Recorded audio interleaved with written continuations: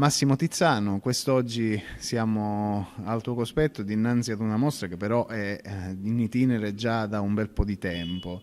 Una mostra con la quale probabilmente si riesce a coniugare anche uno dei pilastri più belli della filosofia che Walter Benjamin descrive nell'opera d'arte nell'epoca della sua riproducibilità tecnica, quando parla di aura dell'opera. Ecco, il tentativo di restituire l'aura anche a coloro i quali magari non hanno la possibilità di recarsi nei posti dove sono esposte le opere d'arte, sta riuscendo? Sì, mi piace molto questa citazione che hai fatto. In realtà il mio lavoro si basa proprio su questo, cioè sul fatto di cercare di riprodurre l'aura, potremmo dire lo spirito di un dipinto antico. La grande, diciamo, difficoltà che può incontrare un copista, un pittore copista, è quella di restituire pienamente l'emozione e vivere magari il travaglio creativo che ha vissuto il pittore che ha composto l'opera originaria.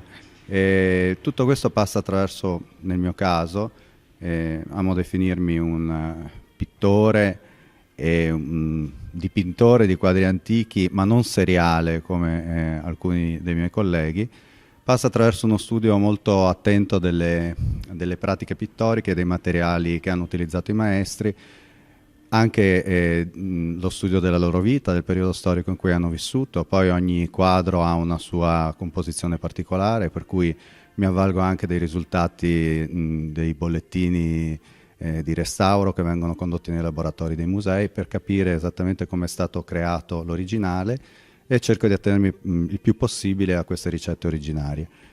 Questo, unitamente, diciamo, a un grande amore che io ho per questi maestri e per le loro opere, fa sì che, senza false modestie, i miei dipinti abbiano quel qualcosa in più che convince poi i collezionisti a comprarli. Ecco, alle tue spalle vediamo il Salvator Mundi. È un'opera molto complessa anche da interpretare, però da quello che è l'occhio profano di chi osserva, cioè, non c'è quasi nessuna differenza con l'originale. Per farlo, cosa hai dovuto fare tu?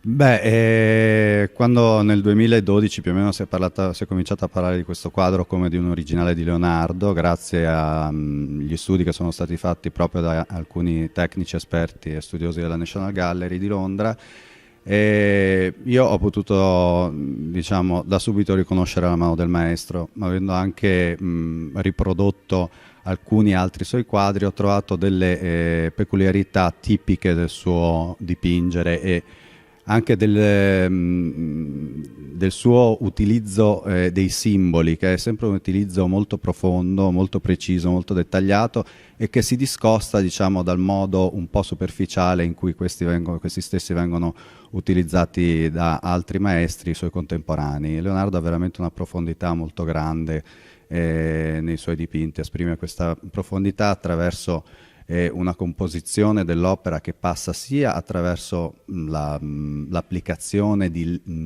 regole matematiche, per esempio questo dipinto, a partire dai rapporti di base-altezza, è tutto quanto costruito in sezione aurea.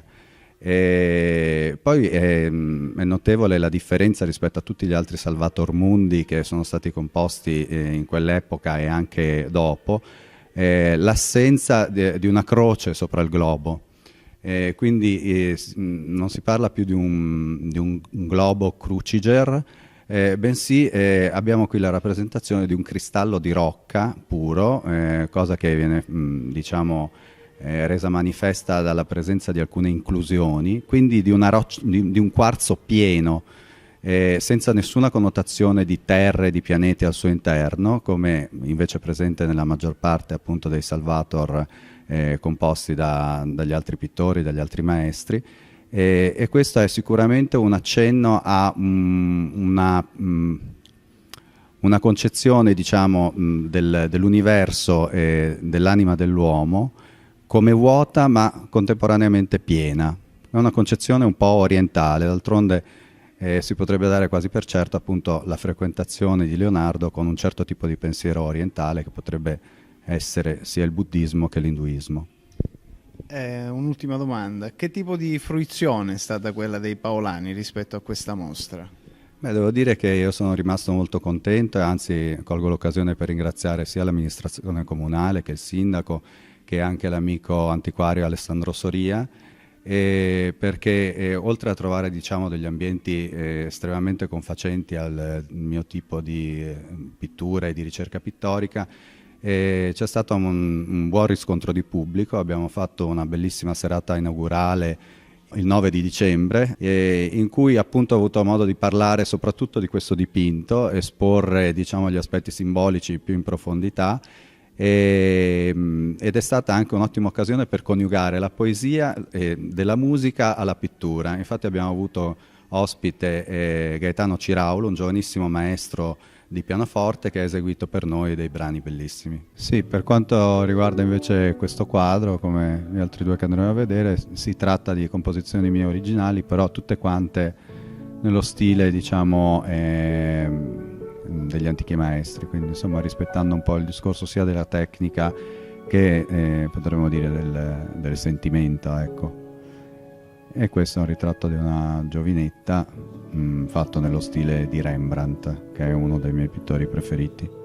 Questo è un giovane San Girolamo, nella fattispecie si tratta di mio nipote, che ho addobbato, vestito come un giovane eremita che medita nella selva mentre alle sue spalle dei resti della civiltà greca vanno in fumo, diciamo, quindi a testimoniare quel passaggio che ci fu quando il cristianesimo cominciò, diciamo, a imporsi come religione prevalente.